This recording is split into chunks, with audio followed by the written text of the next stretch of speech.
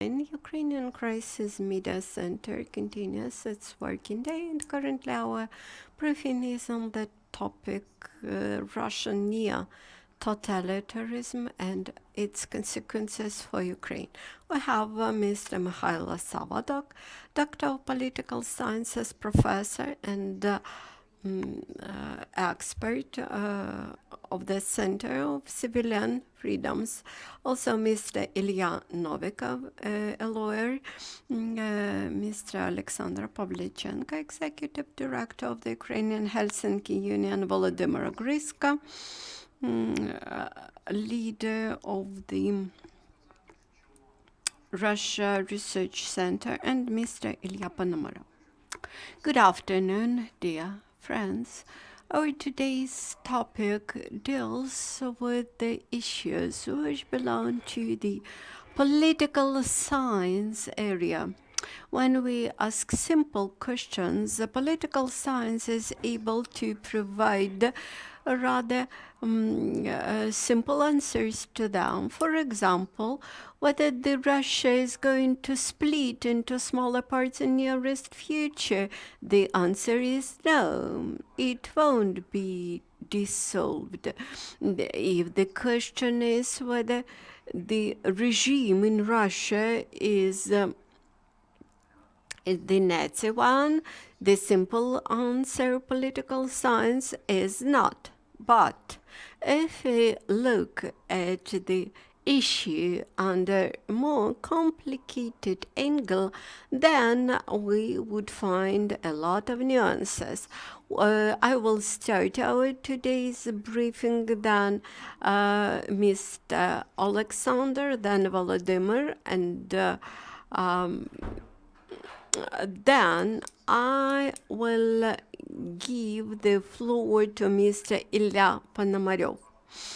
Unfortunately, Mr. Ilya Novikov won't be able to attend the meeting today, and he provided me with a written text, which I will read at the end of today's session. So, how could we characterize the political regime in today's Russia? 4 years ago, the conference on political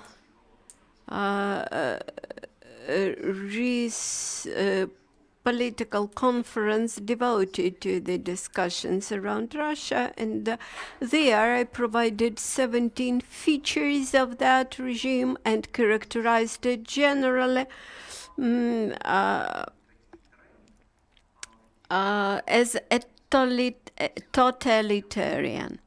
Out of that 17 features, at that time, 12 of features were drifting towards neo-totalitarianism. And as of today, I can say that the regime eventually had arrived into the neo-totalitarianism.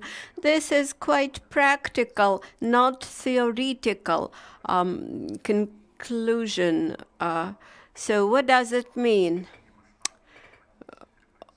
We can be sure definitely in the increasing number, continuously increasing number of repressions, including political repressions, both in the occupied area and in the occupied area of Ukraine and in Russia itself.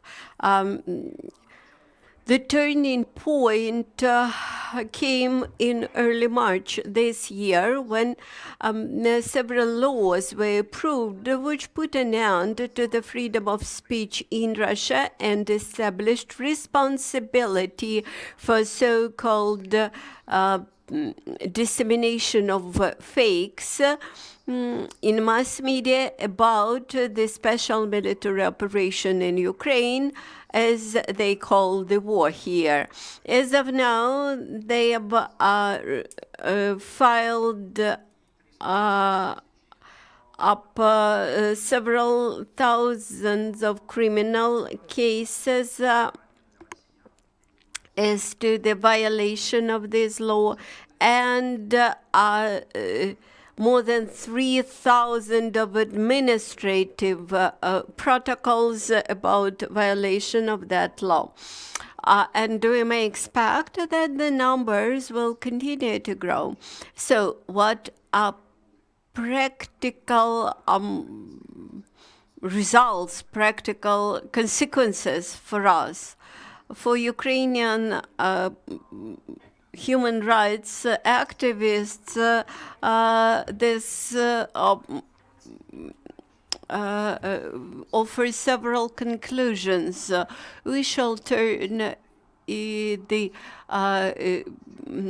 proceedings in those court proceedings into venues where the truth about Ukraine could be spread. For example, that children are killed here, that military crimes are committed, the war crimes are committed in Ukraine, that actually this is not a special military operation, this is a war. The second feature of Putin's regime as neo-totalitarian is that several thousand of Ukrainians worshipped in Russia. I mean, Ukrainian prisoners of war and hostages and those who were evacuated from the occupied territories, and from the Red Cross, we only get an information that they are in Russia and nothing else. That's why we have to establish relations with the Russian human rights groups. Then our work with the Interpol, because the Russian Federation uses Interpol to persecute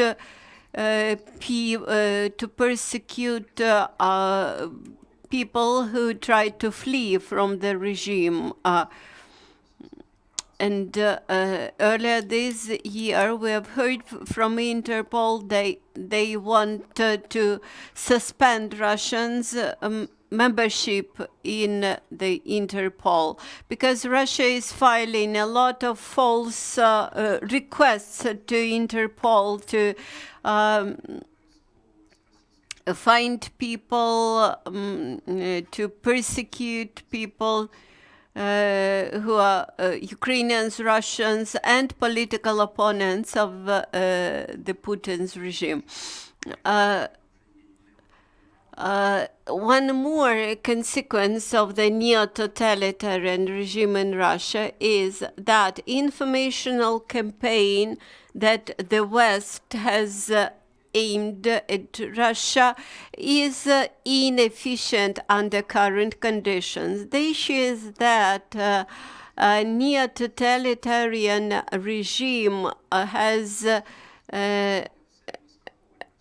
the features which do not make it very stable in a short-term perspective.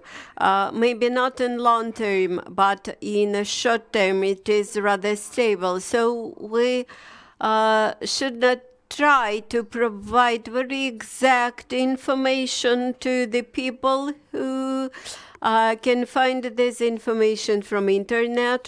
Actually, we broadcast for people and try to reach those people who are not Putin's supporters anyway.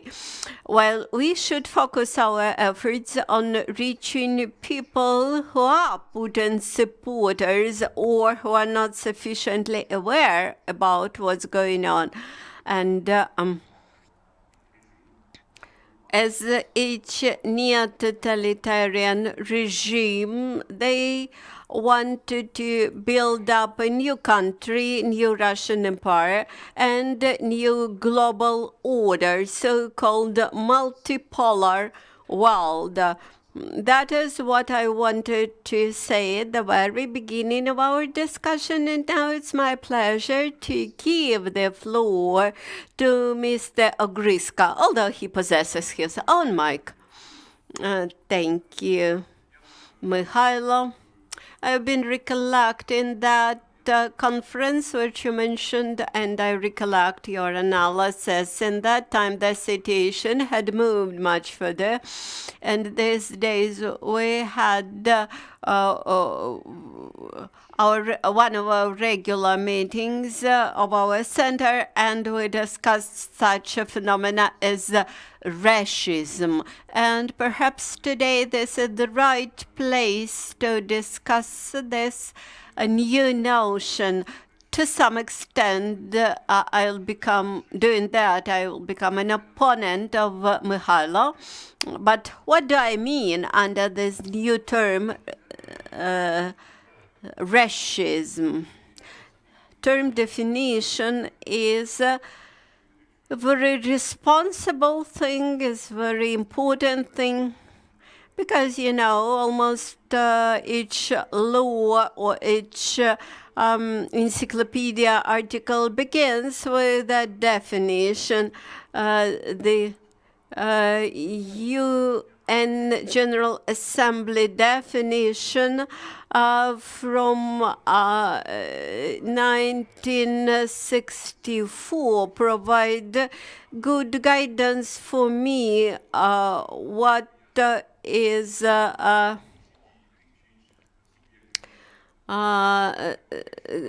totalitarian regime.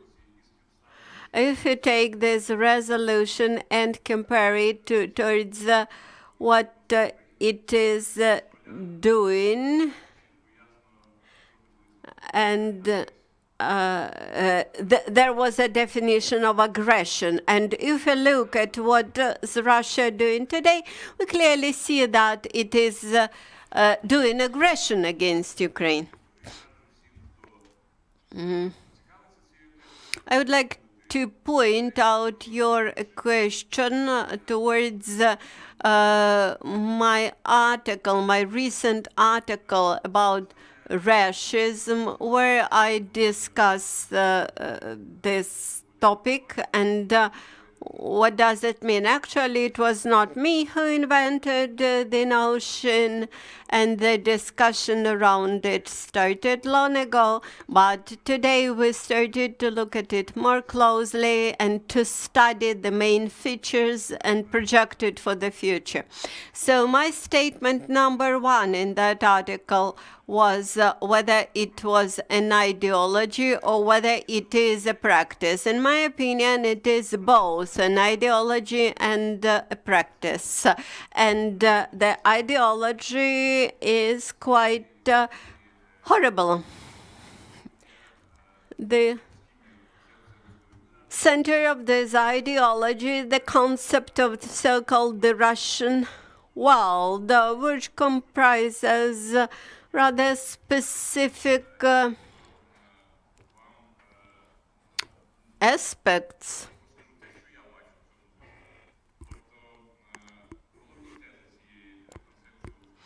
So the main aspects of the Russian world are separate natures, very specific nature of the Russian civilization, the superiority, so to say, spiritual superiority of Russians. The third statement, Russian world is everywhere where you have just one human being with the Russian spirit.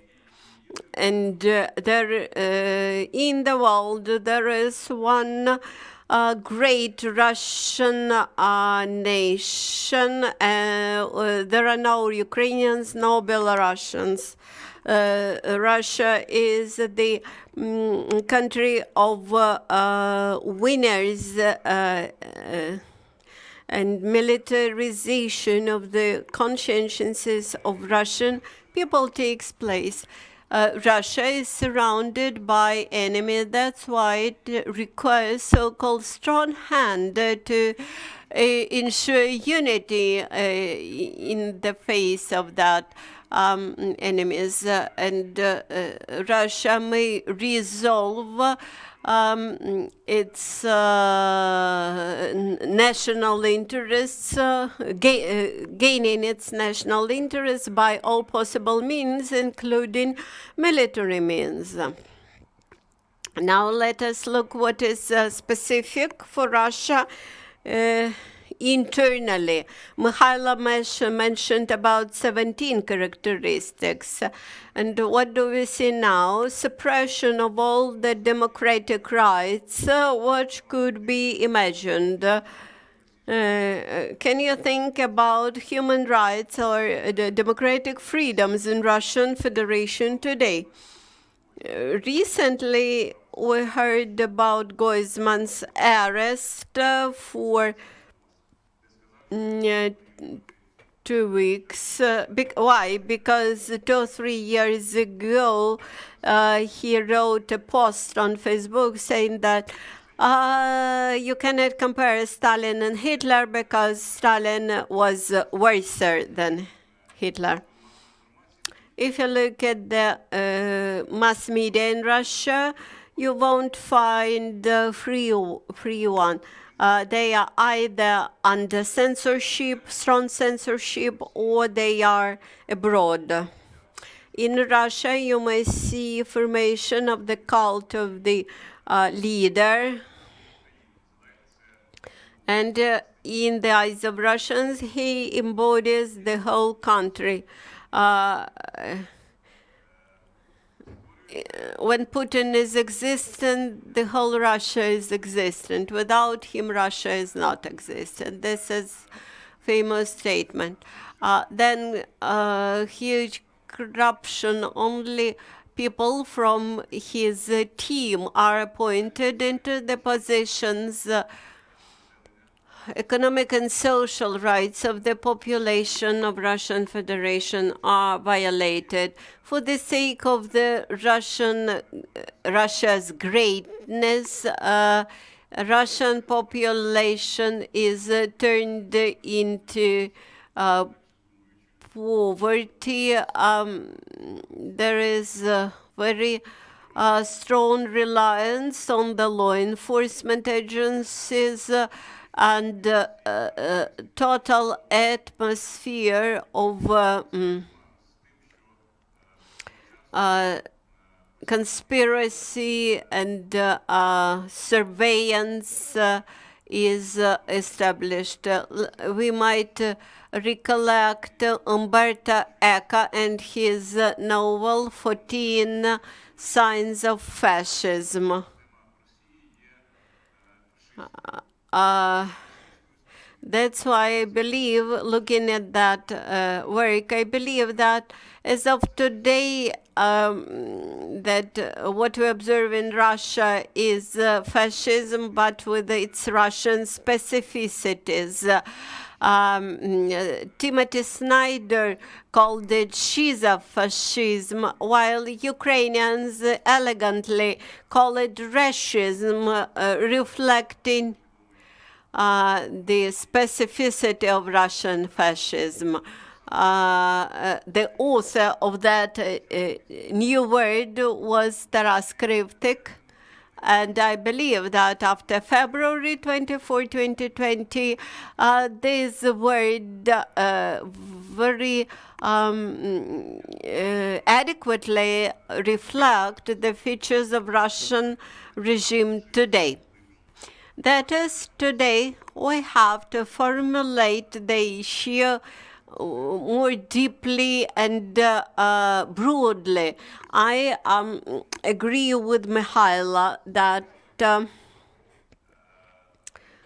we could not, that we should stir up the small sparkles of counteraction in Russia. But I do not have big hopes with that. For example, recently the polling was carried out. The question was whether you need Western values, and 59% of people answered no, these values are threatening to us, and only 2% of people answered yes. So my question is, what that 2% can do? They can do nothing in a system which is established as of today in the Russian Federation. Also, Mykhailo mentioned that Ilya Ponomarev and Ilya Novikan are trying to organize a structure which will deal with creation of resistance both inside Russia and outside Russia. I do not think that this will be a successful idea. There are no forces inside Russia which would be able to stand up and fight against the regime. This is a big difference between Russian and Ukrainian mentality. I recollect very clearly November 30th of 2014 when Ukrainian students were beaten by police officers. Next day, the whole Kyiv population was at the Maidan Square protesting against that behavior of police. While you may recollect Bolotna Square demonstrations in Russia where protesters wore balloons and waved with balloons to the police. So, in my opinion, the historic mission of Ukraine is to put an end to the existence of Russian Federation, where metropolitan Moscow suppresses its regions. Once I read a view of Russian regionalist ideologist. He wrote that in the times of the Tatar-Mongol horde, 10% of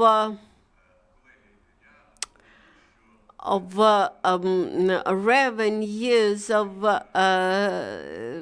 Moscow Principality was taken by the Mongol Empire, while in today's Russia only 10% is left at the regional level, while the center Moscow takes 90%.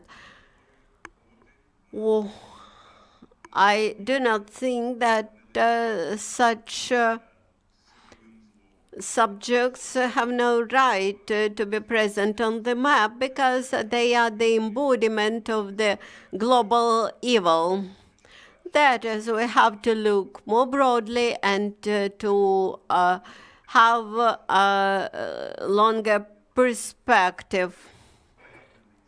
Thank you, Volodymyr. I also think that in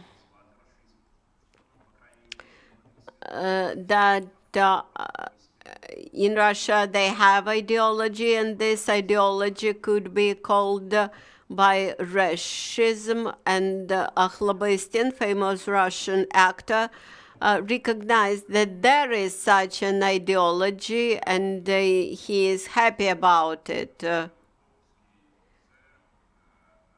Also, Belkovsky, Piankovsky, and others keep saying that for a long time now, this ideology and this system has been existent in Russia. This is manifestation of the Russian fascism. This is a tragedy for all of us because we have to fight against it. I fully agree with the two of you that before treatment of any disease, you have to set the right diagnosis. Because you cannot expect, otherwise you cannot expect your treatment to be efficient.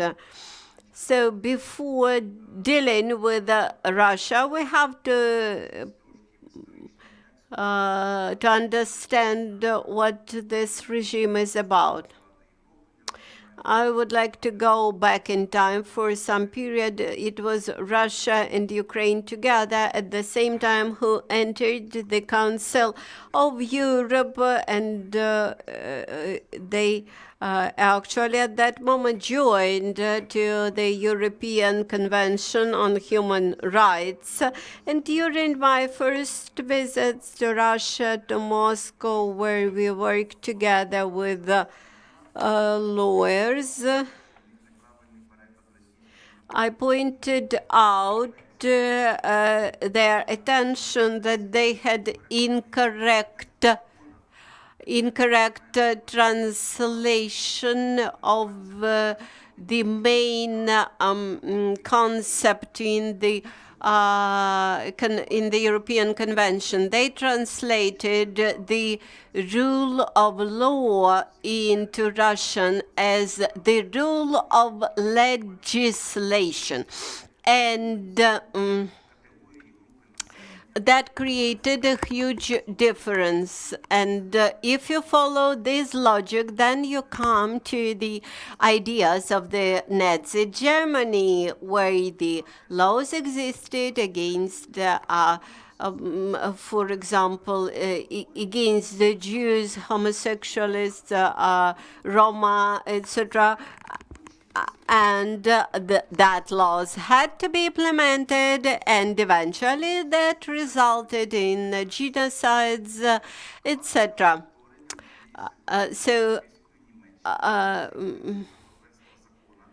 The principle of the rule of legislation, it may result in similar things. Now let us look at Russia. How many dark and gray areas of law had Russia created? We may recollect Transnistria, we may recollect Chechnya Republic during the two Chechnya wars. More than 200,000 people, which was peaceful population, were destroyed, and this could be considered a genocide. Let us look at Georgia and Abkhazia and Southern Ossetia. Then we observe annexation of Crimea and Donbass. These are gray zones for law application, and you can do nothing about that areas. And in 2019, Russia knocked at the door of the Council of Europe once again, saying you won't survive without us, and saying that yes, we have the principle of the rule of law, but actually they do not follow it. They stuck with the principle, the rule of legislation. Well, okay, in 2019, they returned back to the Council of Europe, paid money as a country contribution. And since that time, Russia gradually is turning into the whole gray area for the rule of law. And what do we see now? That is what we discussed today. The main standards of the basic fundamental human rights and freedoms. For example, violation of the freedom of views and freedom of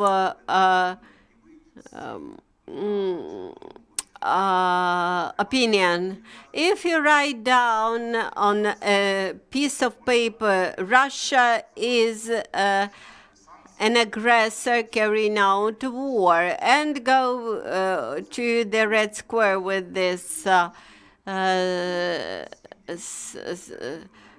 sign, and you would see what will happen.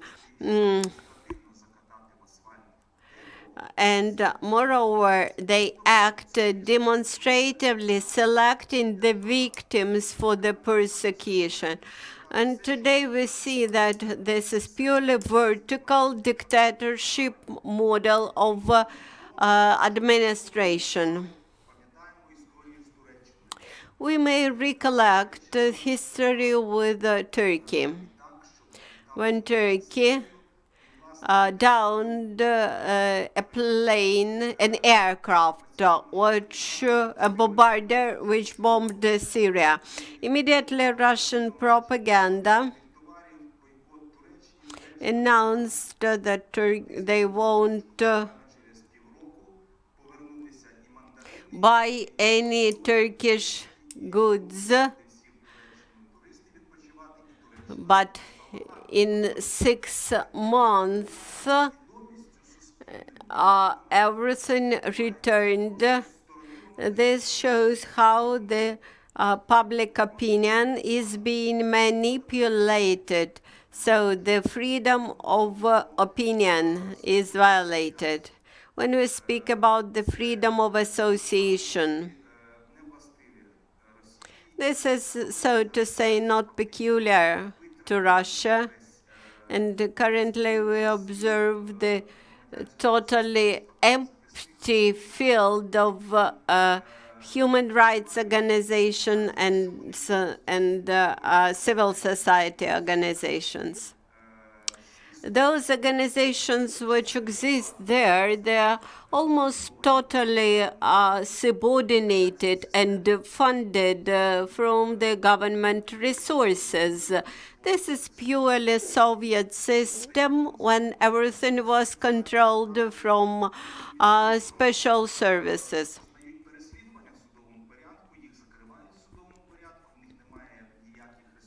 All the rest organizations are either closed or persecuted.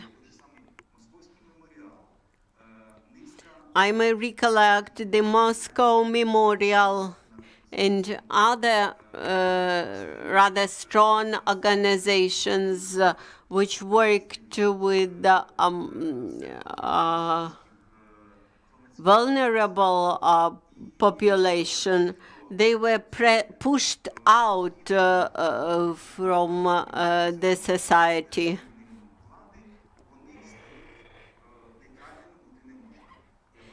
And since they were unable to follow the rules established by the authorities, and they were unable to be neutral, so they had to disappear. We also may recollect what happened in Crimea, how all the people who tried to counteract with the freedom of speech and freedom of opinion towards Russians were destroyed, actually, and the total population is melted down in the Russian propaganda. The next freedom which is violated is the right to fair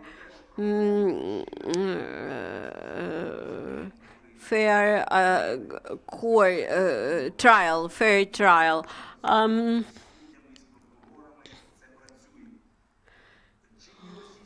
While in Ukraine, you may account for fair trial, in Russia, you could not expect to have that. My question to Volodymyr, what do you think how Russian diplomats and international journalists are being trained? What should be done to those people that they forget about their professional ethos and actually the principles of profession? Unfortunately, Russia is not only the area of gray law, but it is also turning into a concentration camp.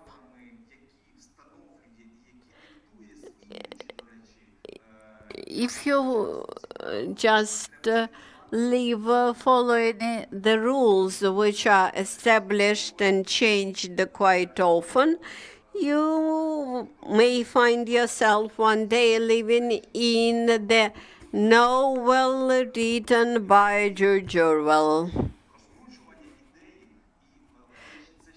You may recollect a change of opinion towards Turkey and turning the entire society from one opinion to another.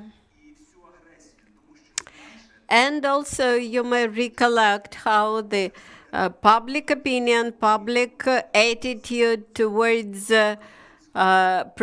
pronounced enemies like Ukrainian Bandera followers, alleged Russophobia, etc.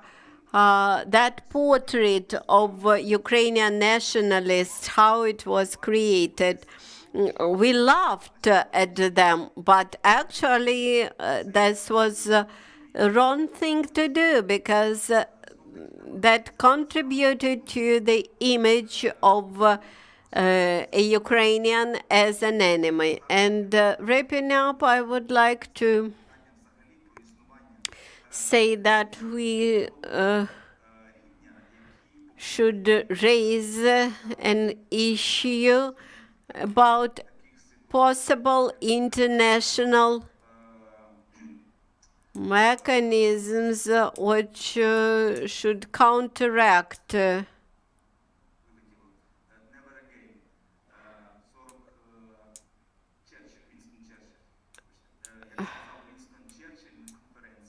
as Sir Winston Churchill at the conference once said, never again, meaning that this should not be repeated. I believe that as of today, the UN is not working properly and inefficiently with insufficient response towards this going on. Yeah. The war in Ukraine is the largest in Europe for the last 70 years. But at the same time, there are 12 another armed conflicts around the globe today. And my question is to the United Nations, why this had become possible, and the international community can do nothing with that. Thank you, Volodymyr. Thank you, Oleksandr. And as I mentioned, for a moment, I become Ilya Ponomaryov, and I will read his statements. For Ukraine, it is important for the empire not to change its form once again, that is, not to dissolve. This empire should be dismantled and demilitarized, that has become unable to undertake new military aggression, and Ukraine has to support those Russians who plan to do this. This is the statement from Ilya Ponomaryov, who planned to be with us. And now I would like to give the floor to you, and you may respond to what Oleksandr and Mykhailo said. Thank you. Having become Ilya Ponomarev for a moment, you read his statement as to the Russian diplomacy. Perhaps under current conditions, I will make a bit untrivial statement.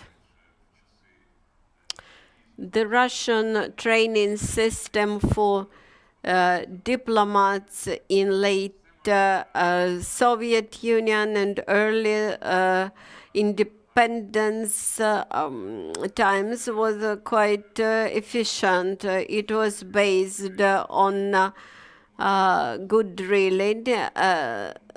They master their skills of diplomats. They speak good variety of languages, but as to the content of the knowledge, these were purely Soviet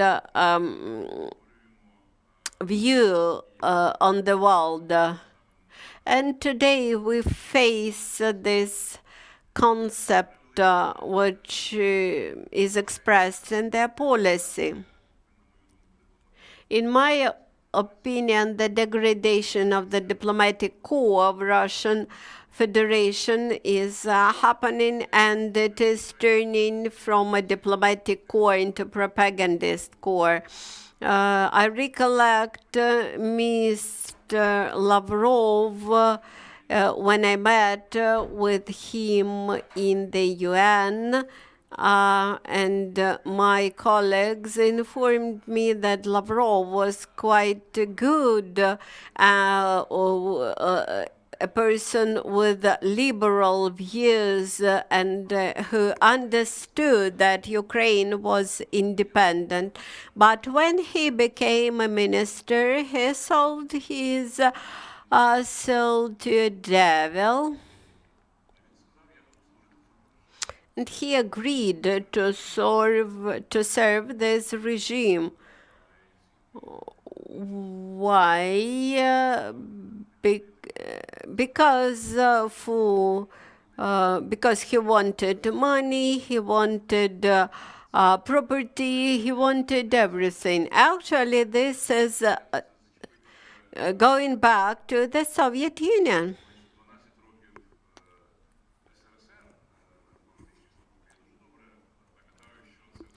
"12 years of my early career, I worked in the Soviet diplomacy, and I remember that times quite clearly. You had to follow the overall idea without no discussions, without no doubts about the correctness of the course. As of today, neither UN nor OSCE are the organizations serving the purposes for which they were created. These are important organizations. They are incapable of doing things which they are expected to do.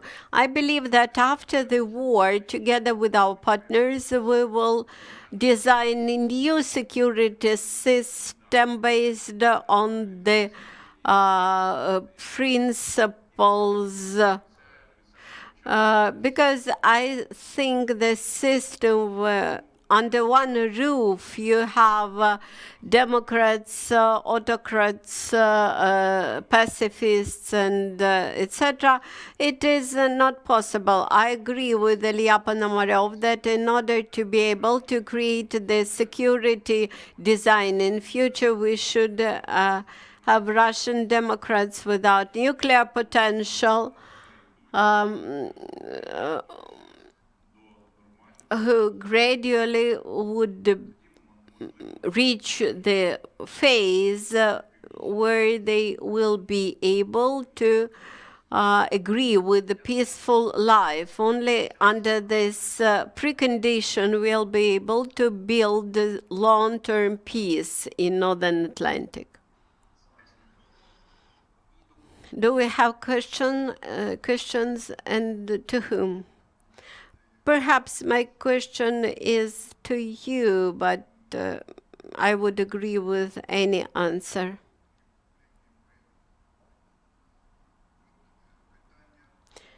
So my question,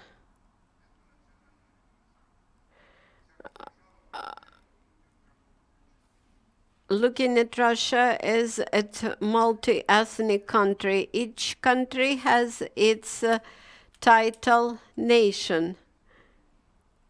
These are not Chechens or Buryats who attacked Ukraine. And actually, this title nation which attacked Ukraine should be perceived as an enemy of Buryats and Chechens or not. And so my question, who are Russians? Who are they from the ethnic and national point of view? It's difficult to answer in Ukrainian, because Russians in Ukrainian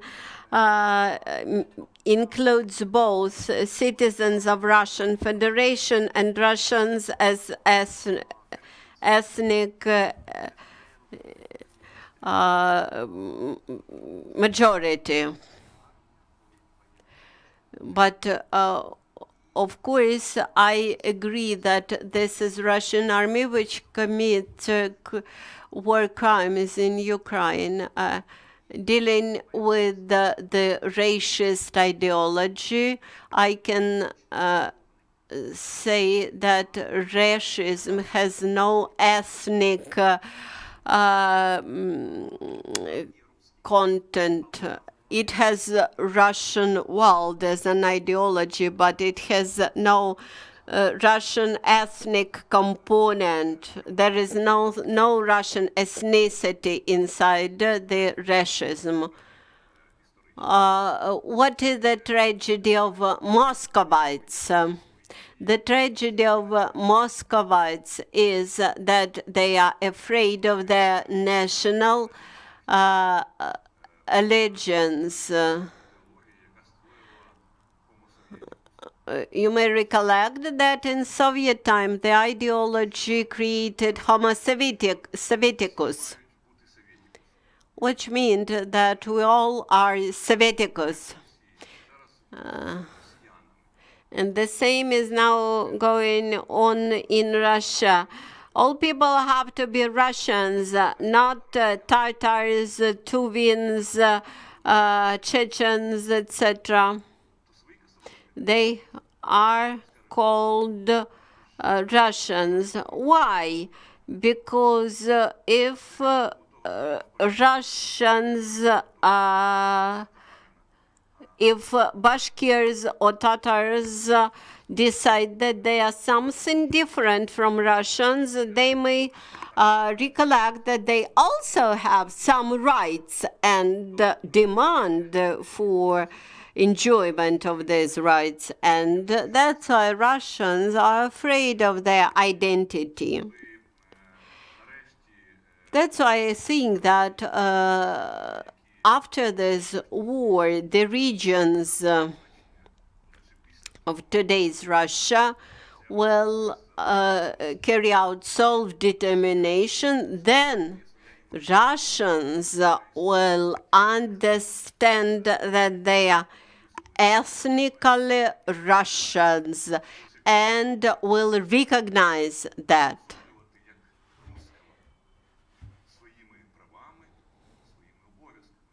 And they will have a full understanding who a Russian is with its rights and duties. but this will limit them even geographically, and they will stop speaking about the greatness of that empire. I will add a couple of words. I recollect the practice in the Soviet Union and how Russia tried to subordinate or conquer something which was inconquerable. For example, Moldavian language, which was actually Romanian language in Cyrillic letters, Kazakh language, which was one of Turkish languages in Cyrillic letters, and that was stated as a big achievement, and that Soviet Union provided alphabets to the languages which had no alphabets. Although those languages were almost 1,000 years old. This is artificial, and later on that novelty actually comes to its end.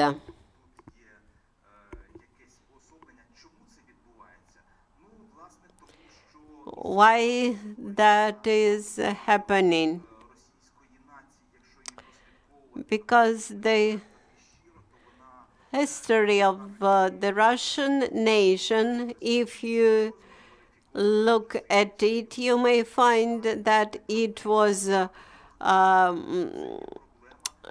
glorified exaggeratively, that it is full of myths, and actually it started from 16th and 17th centuries, and since that time, or a bit later, they started to glorify the nation, erasing from the history everything which did not match the general scheme of glorification. And currently they try to strengthen this imperialistic glorification and the concept of creating the nation which is God chosen, and that it has a special mission, and the emperor of that nation is a missionary. So this crown on the head protects its owner from seeing the reality. But this is a silly approach, because it was not possible to start a conflict in Crimea and in Donbass without military force. And as of today, we have a perspective to resolve the Donbass and Crimea issues with military means. While they thought that they can do anything and the world will tolerate. Crimea was tolerated, Donbass was tolerated, and they keep in silence another 30 years. We won't be able to bring Crimea back.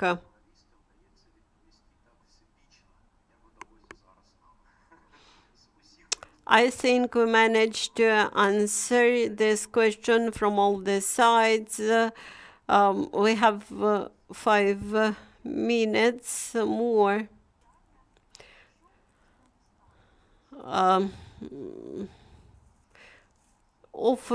Oftenly asked question: if Putin dies, whether something is going to change in Russia. Speaking briefly, if Putin dies or disappears, this will be the bifurcation point for several scenarios. Putin's ear will come, a person whom he would approve. The second is that there will be the country will dissolve, and the third scenario is the interim period under international control. But as of today, we wish him good health. And the second, I'm not interested where Putin is. For me, it is important not to feel the threat from this regime. I would sound more radical. I do not trust that Russian society, I do not believe that Russian society may change after Putin. Unfortunately, that part of chauvinism, which is injected into the society, won't end. Usually I keep asking, can you recollect 10 years of liberal ruler in Russia?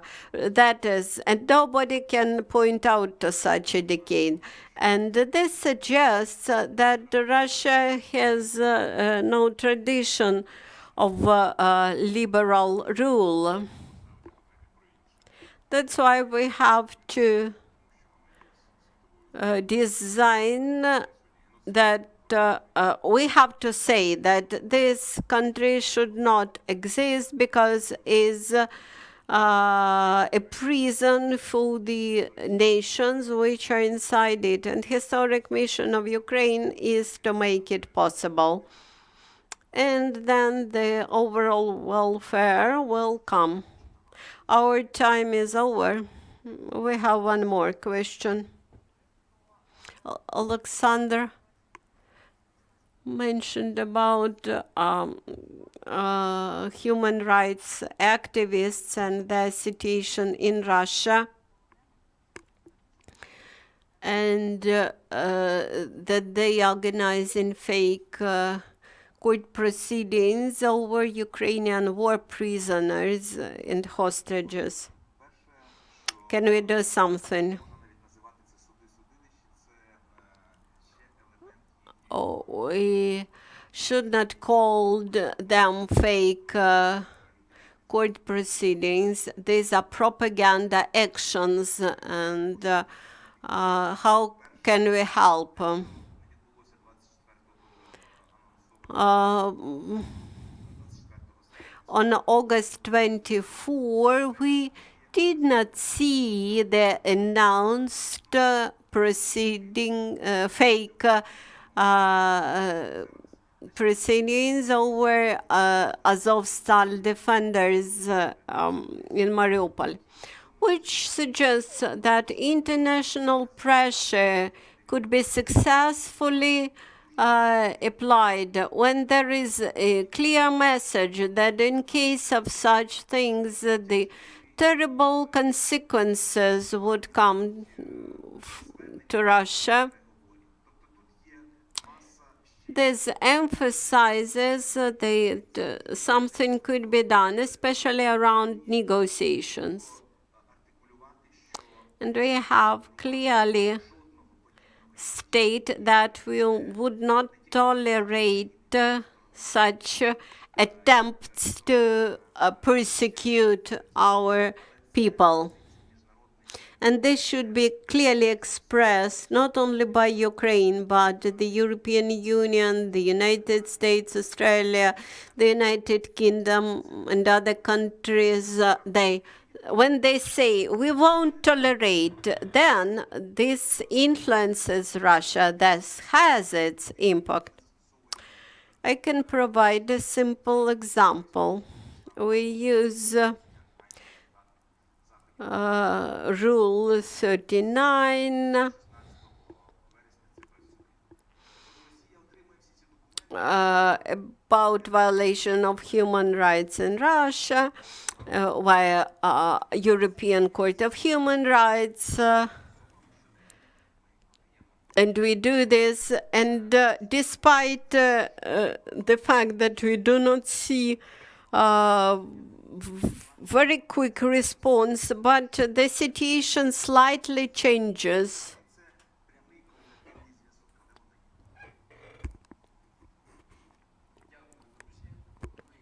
Thank you. Dear friends, we have finished. And see you later.